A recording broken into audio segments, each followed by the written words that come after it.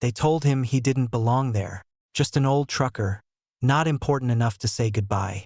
But when a four-star general halted the entire funeral to find him, everyone finally learned who Cooper Malone really was. What could this veteran have done to earn that kind of respect?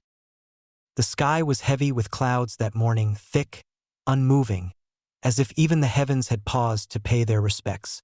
Cooper Trucker Malone, 78, stepped down from his pickup, his knees stiff, his spine slightly bent from decades on the road. He adjusted the old service cap on his head, faded olive drab with a stitched emblem nearly worn away, and straightened his denim jacket. Pinned to the left breast pocket was a metal battalion badge, scratched but intact. In his hand, he held a creased envelope, addressed in elegant handwriting, to the honor guard of General Ronald Carpenter's funeral. The cemetery was a vast stretch of pristine white headstones, lined like soldiers in formation. The paths between them were clean gravel bordered by trimmed grass, guarded by a tall iron fence and a heavy front gate where two uniformed officers stood with tablets in hand. Behind them, rows of dark SUVs lined the road near the ceremonial pavilion, and distant bagpipes played low and somber. Cooper walked slowly up the gravel, each step leaving a soft crunch behind. As he approached the entrance, he felt the eyes of the younger guards sizing him up, taking in his dusty jeans, scuffed boots, and age-worn face. The two security men standing at the cemetery gate stiffened as he approached. Their uniforms were pristine. Their expressions were neutral. He cleared his throat gently and extended the envelope. "Name's Cooper Malone. I served with General Carpenter in the war. His wife asked me to be here." The younger of the two glanced at the envelope, barely registering it. "Do you have an official invite?" "Government ID." "No government ID, son. Just the letter. And that." He gestured to the unit badge. "I saved him in '68. Pulled him from a burning warehouse. He told me if I ever showed up late to his funeral, he'd climb out of the coffin and drag me in himself." The older guard shifted uncomfortably but didn't move. The younger one looked unmoved. "It's not enough. This is a classified ceremony, high-ranking personnel only. I can't let you through without clearance." Cooper stared at the young man for a long second. Then, with the quiet strength of someone who'd buried better men for less, he simply nodded. "Fair enough." Cooper didn't argue. He just nodded slowly, his lips pressing into a thin line. He stepped aside, moving toward the outer fence that overlooked the cemetery lawn. He walked a few paces away, settling onto a concrete bench just outside the gates. The wood of the seat creaked slightly under his weight. Cooper set the envelope gently on his lap and kept one hand on it. The other held the metal badge, rubbing the edge with his thumb. From where he sat, he could hear the distant murmur of ceremony prep. Military vehicles arriving, boots on gravel, murmured orders, the somber tone of a brass horn tuning in the background. But the sound seemed far away. He stared ahead, unmoving. But behind his eyes, something stirred. The guests began to arrive. Dignitaries in suits and shining medals, officers in starched uniforms, polished shoes tapping against the pavement. They were younger, straighter-backed, and all walked past him without a glance. Some looked toward the gate, expecting efficiency. None noticed the man on the other side of the fence, the one who had once driven through burning roads to save the general they were all here to bury. Cooper gazed out across the cemetery. He could see the flag-draped casket in the distance, the rows of folding chairs, the honor guard lining up, rifles at their sides. It all looked so official, so rehearsed. But it felt distant, like he didn't belong, like all the years that had passed had erased what he had once meant to this man. But the truth was different. Cooper wasn't there for pomp. He was there for Ronald Carpenter. Not the general, but the young soldier who'd once called out for help under a collapsed roof. Cooper closed his eyes. The bagpipes faded behind him as the memory took hold. Not gently, but like a wave crashing through him. He could still smell the diesel smoke and cordite, the roar of choppers overhead, the jungle heat clinging to his skin like a second uniform. The warehouse, the bombing, Carpenter's voice. But that moment hadn't come yet. It was still forming in the corners of Cooper's mind, the way a long-haul driver recalls a stretch of dark road long after he's passed it. For now, he stood silently by the fence, ignored. Inside the cemetery, a voice spoke through a microphone, welcoming the guests. A chaplain prepared the opening prayer. Cooper shifted his weight. His legs ached. The wind picked up, brushing dust off his boots. No one came to speak to him. He glanced down at the letter again. He didn't need it to know why he was here. He had known ever since he got the call. Carpenter's widow had said only one thing. Ronald asked for you. Front row. But the world had changed. These days, if your name wasn't on the list, your history didn't count. He exhaled slowly, leaning back once more. His eyes scanned the ceremony in the distance, but his gaze wasn't really fixed on the present anymore. The world blurred at the edges. And then, like a silent reel starting up inside him, the memory returned, vivid and unforgiving. Smoke, fire, shouting in the distance, the voice of a young man trapped under rubble, calling for help, and the roar of an old truck's engine kicking to life, ready to break every rule. Vietnam, 1968. The jungle sweltered like a furnace, thick with smoke and diesel, and the sky had turned the color of rust. Over the radio, frantic voices crackled, cutting through the static with panic and gunfire. Warehouse 6 is gone. Direct hit. Repeat. Warehouse 6 is gone. We've got men trapped under the debris. Command says pull back. Artillery still incoming. But Cooper Malone didn't pull back. He was already behind the wheel of a battered M54 cargo truck, its canvas cover scorched and flapping in the wind, the engine coughing like an old man with a cigarette habit. Mud caked the tires, and one headlight dangled uselessly from its socket. The passenger door had been blown off days ago, but the damn thing still ran. Cooper shoved it into gear with a grunt, grinding the clutch as he turned toward the rising smoke, dark and thick over the jungle trees like a signal flare from hell. His knuckles whitened on the steering wheel. Around him, others were heading in the opposite direction. Medics, infantrymen, even officers waving him back. "You're going the wrong way, Malone." "Yeah," he muttered under his breath. "That's the idea." The road was barely a road, more like a scar through the jungle. As he sped up, shellfire rattled the sky. Trees burst apart into splinters. The truck jolted over roots and craters. He felt the engine scream beneath him, the old beast straining like it knew this could be its last ride. As he rounded the final bend, the warehouse came into view, or what was left of it. The corrugated tin roof had collapsed. Flames licked the walls, and the air reeked of burning oil and cordite. Debris was everywhere, splintered crates, shattered ammo boxes, twisted metal, and amidst it all, a low groan. Cooper slammed the brakes and jumped down, boots sinking into the scorched mud. He found the voice in the smoke. A man was pinned under a chunk of wall beam, half conscious, blood smeared across his temple, one leg crushed beneath fallen rubble. Cooper recognized the face despite the soot and the broken helmet strap. Captain Ronald Carpenter. "Hey, I've got you, sir," Cooper shouted, gripping the beam. "Stay with me." Carpenter blinked slowly. "They said retreat. You're not supposed to be here." "Well," Cooper grunted, digging his boots in. "I've never been big on rules." With a guttural roar, Cooper heaved the beam aside. His back screamed, but he didn't stop. He pulled Carpenter out from the debris, ignoring the incoming blasts echoing in the distance. He slung the captain over his shoulder, carried him to the truck, and set him gently into the passenger seat. The man was bleeding badly. His right boot was missing. His breath came in shallow rasps. Cooper tied a rag around Carpenter's thigh, cinching it tight. Then he punched the truck into reverse and spun the wheel skidding as he pulled away from the inferno. "Hold on," he muttered, and then all hell broke loose. The road back was crawling with smoke and shadows. Mortar rounds hit near the treeline, sending shockwaves through the chassis. Cooper gritted his teeth, one hand on the wheel, the other bracing Carpenter from slumping off the seat. Behind them, a convoy of smaller vehicles followed, one jeep dragging a trailer of injured men that Cooper had flagged down along the way. It was chaos, but they weren't turning back. Gunfire rattled in the distance. Shouts over the radio screamed at him to reroute. bridge is gone. Take the ridge trail, repeat, take the ridge. Cooper didn't have time to think. He shifted gears and veered off the main road, plowing through brush and dirt, the trailer behind him bouncing like it might break free. Branches whipped at the windshield.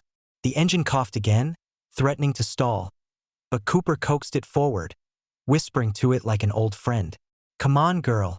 Don't quit on me now." Carpenter stirred beside him, eyelids fluttering. "Why'd you come back?" "Didn't plan to," Cooper said. "But your sorry voice came over the radio, and I couldn't tune it out." Carpenter chuckled weakly. Blood spilled down his cheek. "You're insane." "Yeah. Tell me something I don't know." Finally, through the dust and gunpowder haze, the field base emerged, tents, sandbags, and shouting medics. Cooper slammed the brakes, and the truck skidded to a stop in front of the infirmary tent. He flung open the door and waved frantically. "He's alive. Captain's alive." Medics rushed out, pulling Carpenter onto a stretcher. They worked fast, shouting over each other, calling for plasma, sutures, morphine. Cooper didn't follow. He stood outside the tent, leaning against the truck, his clothes soaked in sweat, blood, and grime. His hands shook now, not from fear, but from release. The adrenaline drained away. The sky above still crackled with distant fire, but for the moment, everything was still. An hour passed. Then two. Finally, a medic emerged. Young, pale, freckles under the grime. "He's stable," the medic said. "Touch and go, but he'll make it. You get him here just in time." Cooper just nodded. No smile or fist pump. Just a small, quiet breath. He looked at the stretcher now inside the tent, at the still form of the man he'd dragged through hell. That night, Cooper sat on an overturned crate beside the infirmary. He didn't go back to his bunk. He didn't even wash the blood off his hands. He just sat there silent until morning. Inside, Carpenter slept. But when he woke, the first thing he saw was the silhouette of a man in a service cap, sitting outside like a sentry. From that day on, their bond wasn't one forged in conversation or orders. It was silence, the kind that carried more weight than medals. The war ended, but the road didn't. After Vietnam, Cooper Malone returned not to parades or ceremonies, but to asphalt. The open highway became his home, miles of empty sky and engine hum, the smell of diesel and diner grease. He traded fatigues for flannel, a rifle for a wrench, and spent the next decades hauling freight from coast to coast in a big rig that rattled like an old friend. Time etched its story onto him. His once dark hair faded to white. His hands, still strong, were knotted with age and effort. His hearing wasn't what it used to be, and some nights the silence of his sleeper cab echoed louder than gunfire ever had.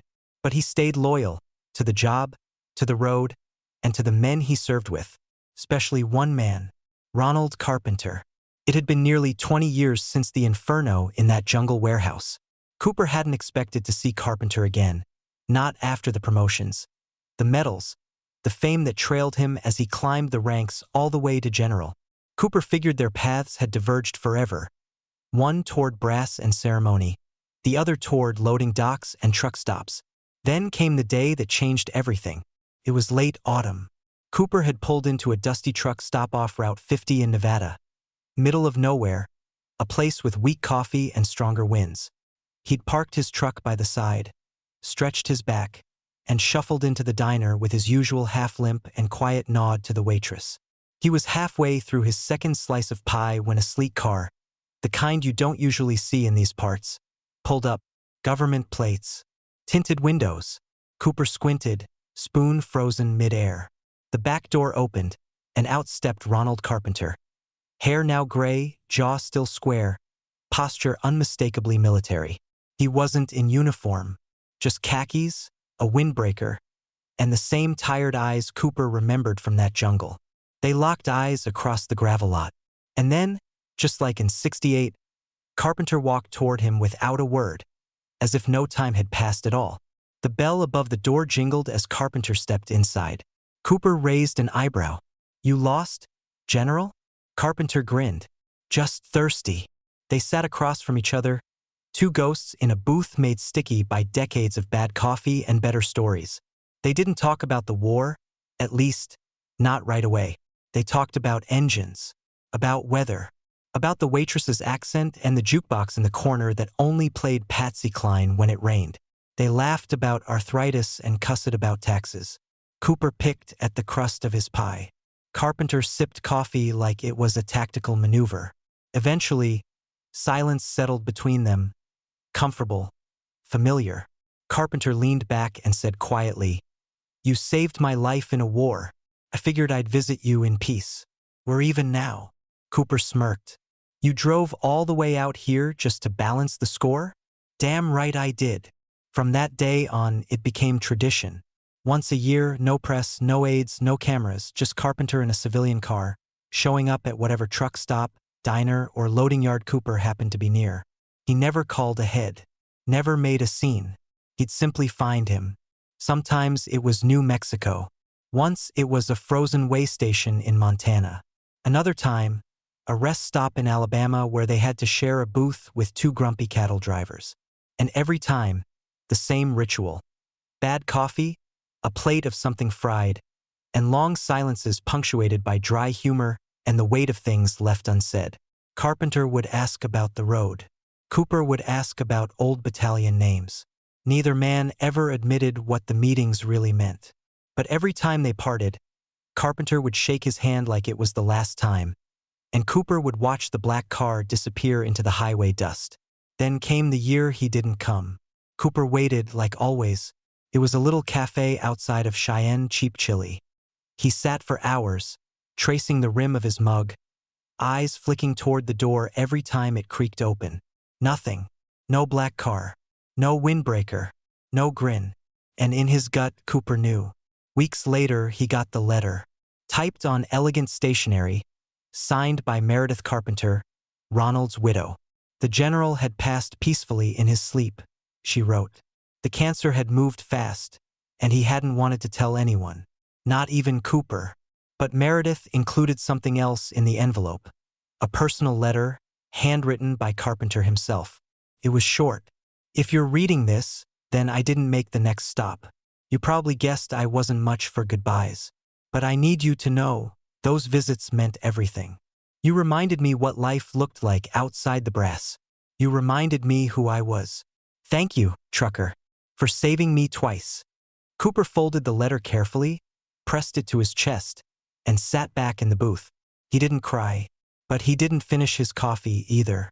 Now, waiting outside the military cemetery with that very letter in his pocket, the memory hits him like shrapnel.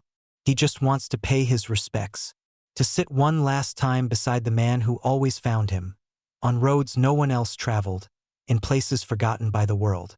But the gate remains closed, and Cooper Malone waits, alone again. The band was tuning up, notes crisp and cold in the morning air. A folded program fluttered on the lap of a young lieutenant seated in the front row.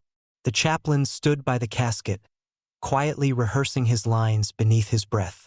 A row of white-gloved pallbearers stood at attention, unmoving, like carved statues. The ceremony was moments from beginning. The American flag draped over the casket caught the breeze, its folds rippling like waves over the mahogany. A three-star general leaned toward the widow and whispered, "We'll begin shortly." She gave a small nod, though her eyes were fixed on the horizon, as if waiting for someone. A few seats behind her, General Sebastian Baker stood rigid in his uniform, a silver four-star on each shoulder. His expression was unreadable, eyes scanning the rows of guests, veterans, politicians, dignitaries, but something was missing. He turned toward a young staff sergeant at his side. "Where's Cooper Malone?" The sergeant blinked. "Sir." "Cooper Malone," Baker said, sharper this time. "Vietnam vet. Drove a truck. Saved Carpenter's life. He should be here. I think someone said there was a man at the gate earlier, sir, but he didn't have the proper credentials." General Baker didn't wait for the rest.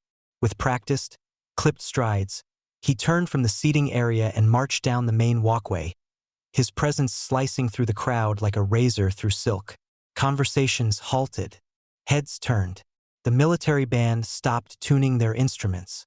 He walked past the rows of headstones, past rows of crisp uniforms and pressed suits, until he reached the main gate, where Cooper still stood, slumped but upright, waiting silent, the crease of the widow's letter clutched tightly in one hand, his service cap low on his brow, his boots caked in the dust of long highways. General Baker stopped in front of him, removed his own cap, and stood eye to eye. "Sergeant Malone," he said, voice steady. "Come with me." Cooper blinked, unsure. Baker added, "That's not a request." The guards at the gate stiffened. One even stepped back, face flushed. No one spoke. The sound of a single bird echoed overhead. Then, slowly, Cooper nodded. He stepped forward, and the moment he crossed the threshold of the gate, everything changed. The guests stood. One by one, as if by instinct, they moved aside. The line of uniformed soldiers straightened. Eyes followed him as he walked beside the four-star general. His denim jacket faded but proud, the battalion pin glinting faintly on his chest. When they reached the front row, Meredith Carpenter, the general's widow, stood and turned. She didn't hesitate. She opened her arms and embraced Cooper as if embracing a brother. He stood frozen for a moment, then returned the hug, his weathered hands gently resting on her back. "Thank you for coming," she whispered. He waited for this moment. A seat was cleared in the front row. Baker gestured silently, and Cooper sat beside the widow, surrounded by officers, dignitaries, and those who had never seen combat but had come to honor someone who had.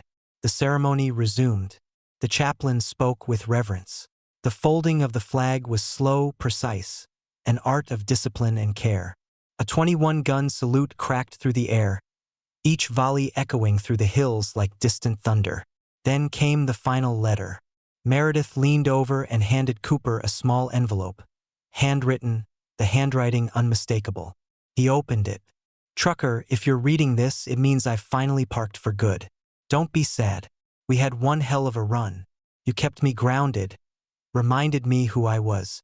I hope you know, my rank never meant more to me than that ride through hell in your truck. I owed you peace, so I gave you coffee. I owed you presents, so I showed up. But I'll never be able to repay what you gave me that day.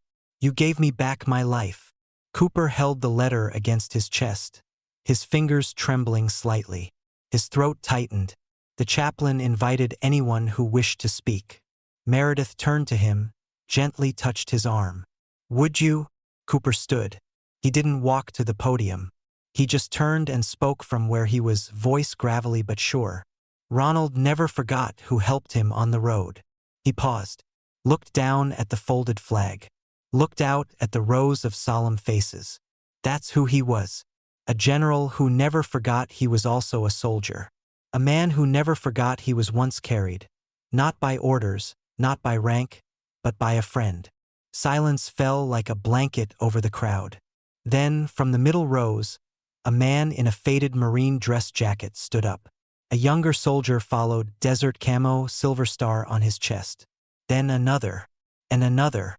Veterans from every branch, some in uniform, others in civilian coats pinned with medals, rose quietly, heads bowed. A spontaneous salute, not with hands, but with presence. A wordless recognition of brotherhood. After the ceremony, as the guests dispersed, Cooper walked slowly back to his truck.